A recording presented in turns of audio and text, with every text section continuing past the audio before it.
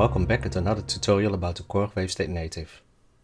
In the previous tutorials we looked at several areas of the Korg wavestate, but there's another area that is also really interesting to use in the Korg wavestate, and that's the vector envelopes and the vector joystick. What can you do with the vector envelopes and the vector joystick that we see over here? Well, basically you can do vector synthesis with that, or you can use it for vector modulation. In this tutorial we are going to take a look at how to use them in both ways. First, let's start up with vector synthesis. And what is vector synthesis? Well, vector synthesis is basically crossfading between four oscillators, four sounds, and in every layer you can load a sound. Well, in the early days we had some other synths that could do it, like for instance the Prophet VS. So let's load up a digital version of the Prophet VS to see how that worked. Well, here's the Prophet VS, and what we see here is that vector stick over here, where we can set up our modulation between them. Or we can do it manually with the joystick, just like on the wavestate. The letters are basically the oscillator, the sound that you are going to use in each position. And you see them also over here. So when we do it now and we activate the automation, and we hit a note, you won't hear any difference. And that is because we are using the same sounds in every slot. So let's load up different elements, different sounds in each slot.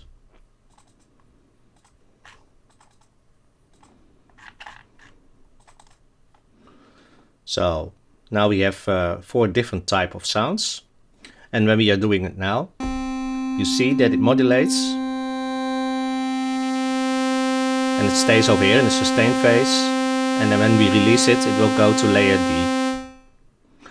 So that's basically what a wavetable synthesis does. If we don't use this but use the joystick, you can do it manually.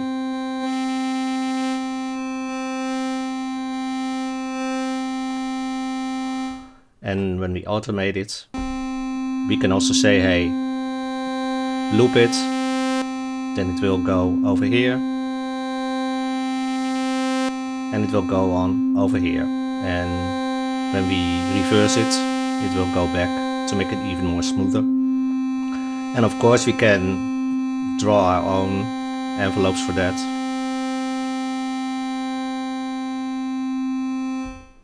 So basically that's the theory behind it, and this is also exactly the same in the Korg wavestate. So let's load up the Korg wavestate again. And we see that vector envelope over here and the joystick over here. So let's create a sound with that technique, and let's create our own 4-layer sound. Go to the init performance.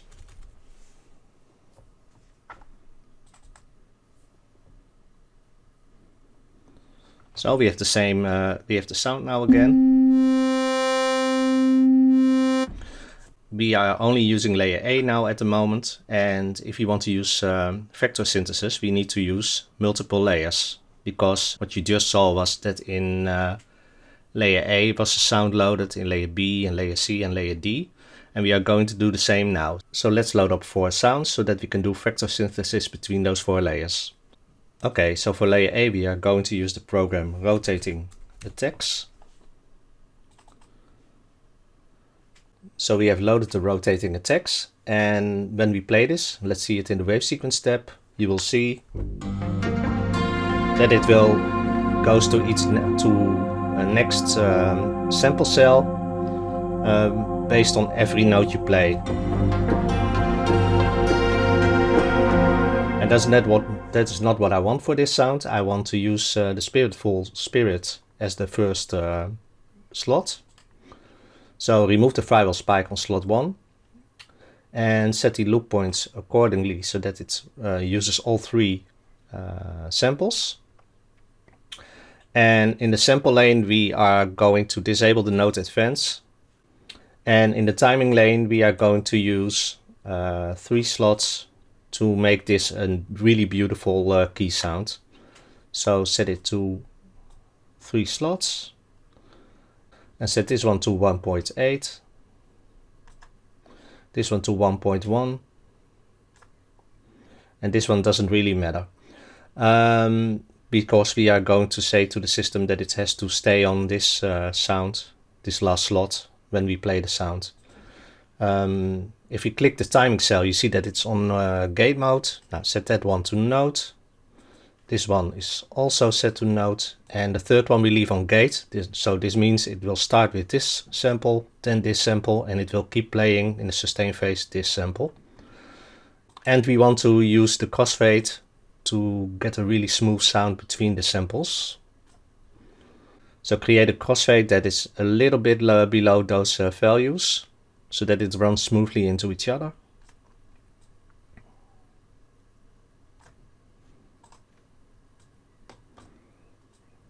So the first one was 1.5, this is around 0.9, and the third one doesn't really matter because it's on gate mode. So let's play it.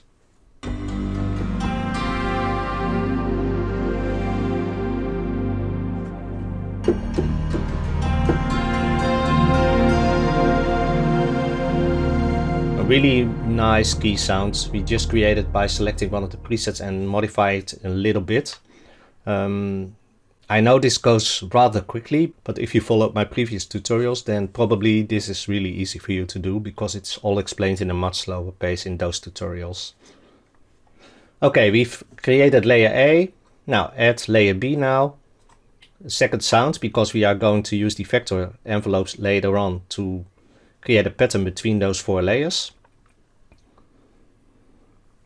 And for layer B, we are going to use the wind cycle preset. And this one, wind cycle knob 37. Okay, that's good. Yeah, fine. For layer C, we are going to use the ins low and pulse, which is basically a pad sound.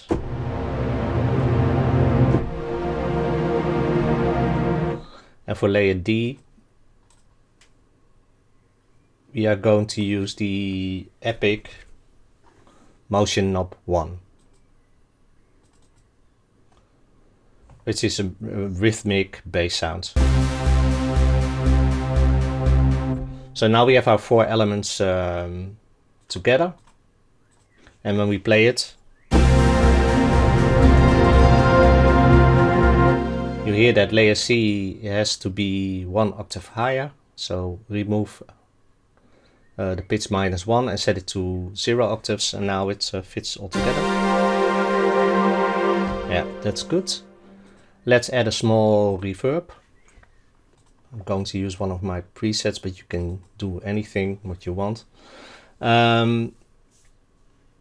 So that it blends well together. Okay, now we have a basic sound. One thing that is good to know is that the vector envelope applies to all 4 layers. In this case, you see that I'm on layer C, and the envelopes LFOs are for layer C or B. But the vector envelope stays the same for every layer that you select. So every modification that you are going to do in this vector envelope is applied to all layers. So click on one of the letters in the vector envelope, and we get in the vector programming screen.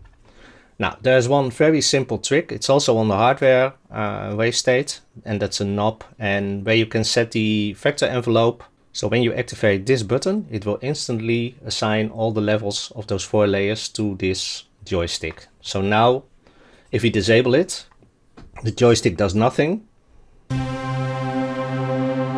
You won't hear any difference.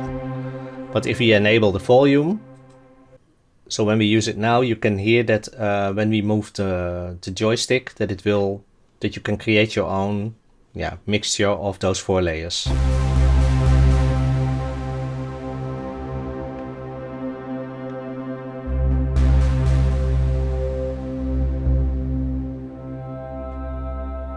So really powerful, and you don't have to do almost nothing for that, only enable this vector volume. You have also the choice between loud and smooth, and personally I like the smooth one a little bit better because the crossfades between those 4 layers are better. So in my opinion the smooth vector envelope has a better crossfading algorithm. It just sounds smoother. You see me turning this knob, and that's what vector automation can do for us. And the vector automation is programmed over here. We can set it in tempo mode, and we can also set the duration. So let's use the duration for this. And basically what you can do is you can determine how the pattern will be between the 4 layers so that it's programmed for you. So let's create a pattern.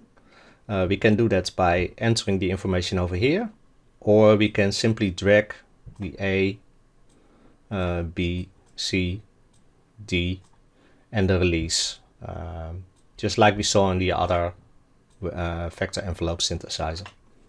So when we do it now, it will basically run through all those 4 elements. And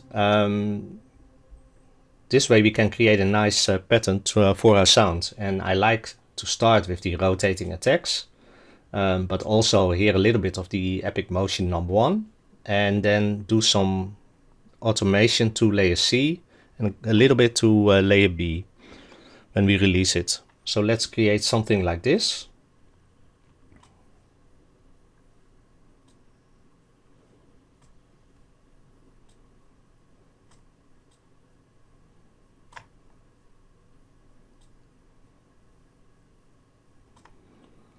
Okay, so now we have created a specific pattern. It will start here, then go to that, the second one, then the third one. It loops it again. So let's set that up. So let's set that up in seconds. I want the first one around 1.1 seconds. The second one, the third one is all fine by me. And when we play this, you will hear that it starts with that rotating attack key sounds and slowly adds all those layers in.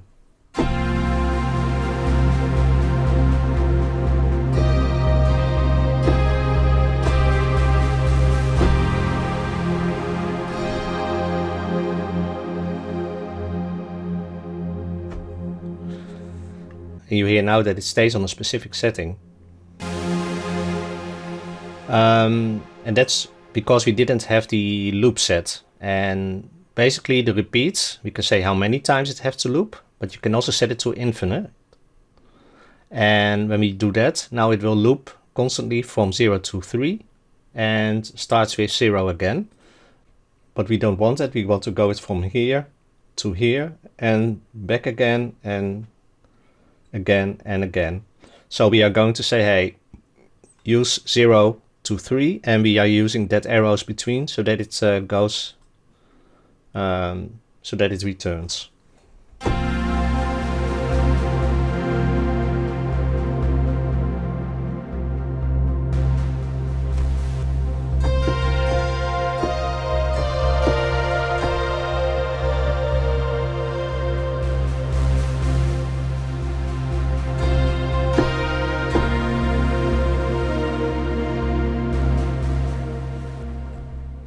So with just a few settings, we've created this kind of huge sounds, which are really playable, and we are making the most out of 4 layers to combine one specific sound. It's really good. And one thing to know is that the position of your joystick also can offset this pattern. That means that if we are going to set the joystick to the top, it will basically do the same pattern, but it shifts everything up in that layer. So it sounds different. You won't hear layer D now as much, because basically we're saying, hey, we want to have the focus on layer B. So we offsetted this complete envelope. We can also do the same to layer C. That means that this one starts in the middle.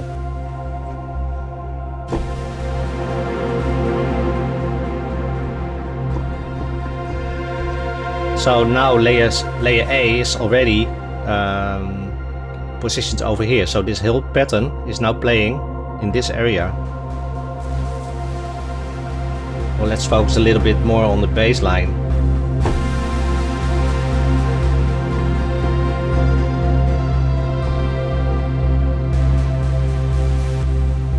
Or a little bit on top of there.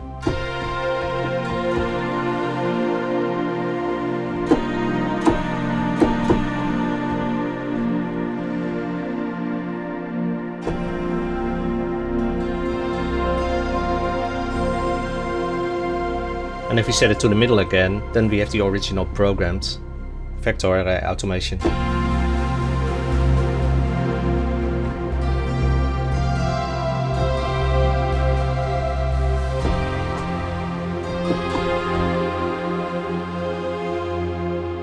So really nice to experiment with, and of course you can also set it to tempo mode for rhythmic changes between the layers.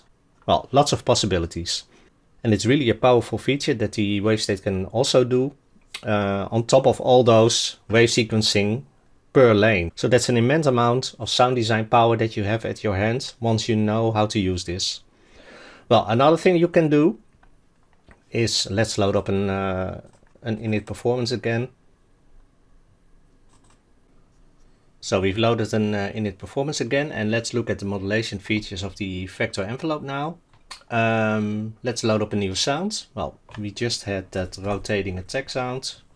Let's use that one. And clean it up again. Yeah, that's good enough. I've only removed the first sample and set the loop point to the first slot. That's all you have to do. And when we play it now, okay, let's add an effect, a wave shaper, and if we are going to check the sound now, yeah, you can really hear the effect of the wet dry feature. Now, if you want to use the wet dry effects, you will notice that you can't use any envelopes or LFOs or step sequences. So it would be nice if the system does it automatically for you. So let's say that we want to have this open to completely wet in 8 seconds. You can automate that in the vector envelope now.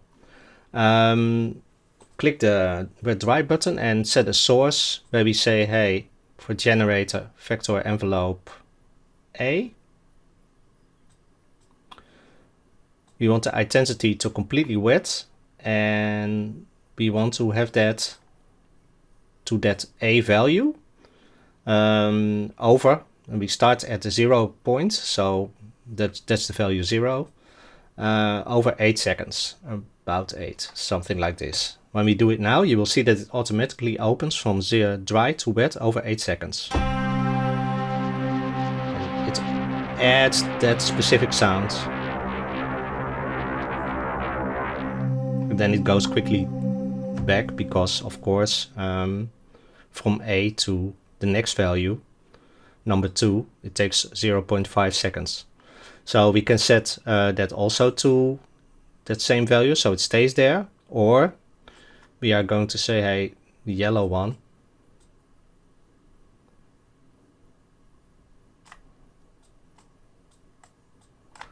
let's move it a little bit, goes to value B, and we are going to do something with the resonance and remove the feedback again.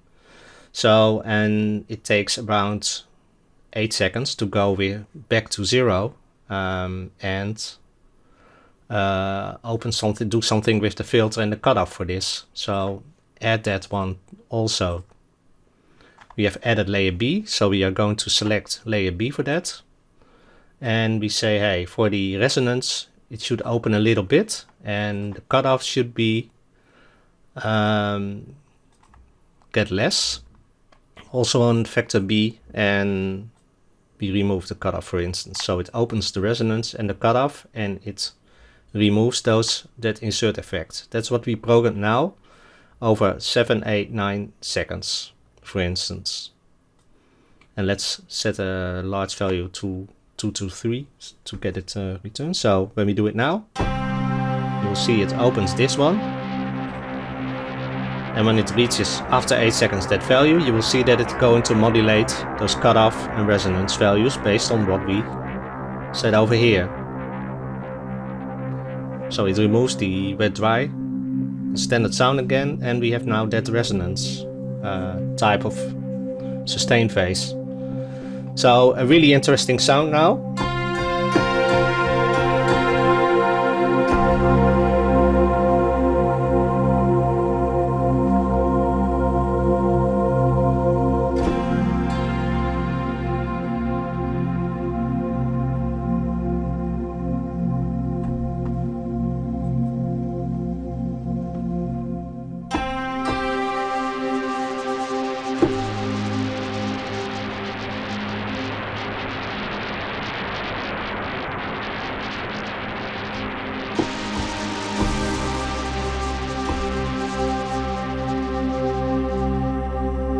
So nice, really nice sound.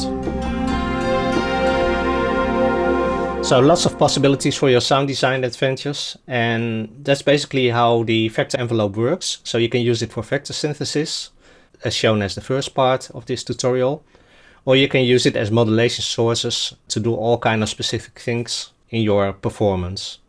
So I hope this helps, and let's see you in the next tutorial.